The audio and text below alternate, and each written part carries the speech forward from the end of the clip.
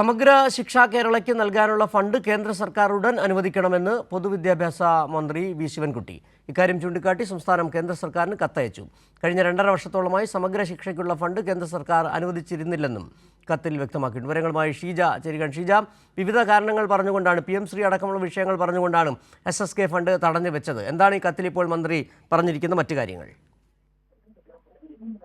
പ്രധാനമായും സമഗ്ര ശിക്ഷ കേരളയ്ക്ക് വിദ്യാഭ്യാസ അവകാശ നിയമപ്രകാരം നൽകാനുള്ള ഫണ്ട് അത് കേന്ദ്ര സർക്കാർ അനുവദിക്കണം എന്നുള്ള ആവശ്യം തന്നെയാണ് സംസ്ഥാനം വീണ്ടും കേന്ദ്രത്തിന് മുന്നിൽ വെക്കുന്നത്. ഇക്കാര്യം ചൂണ്ടിക്കാണിച്ചുകൊണ്ട് കത്ത് നേരത്തെ തന്നെ സംസ്ഥാനം കേന്ദ്ര സർക്കാരിന് നൽകിയിരുന്നു. ഏകദേശം 2.5 വർഷത്തോളമായി സമഗ്ര ശിക്ഷയ്ക്ക് ഫണ്ട് കേന്ദ്ര സർക്കാർ അനുവദിച്ചിരുന്നില്ല. ആ ഒരു വലിയ ഇടവേളയ്ക്ക് ശേഷം ഈ മാസമാണ് അതിന്റെ ഒരു ഗഡു അനുവദിച്ചിട്ടുണ്ടായിരുന്നത്. അതായത് 456 കോടി രൂപ 2025-26 വർഷത്തിൽ അനുവദിക്കേണ്ടതിൽ ഒന്നാം ഗഡുവായ 92.41 കോടി രൂപ കേന്ദ്ര സർക്കാർ നൽകിയിരുന്നു.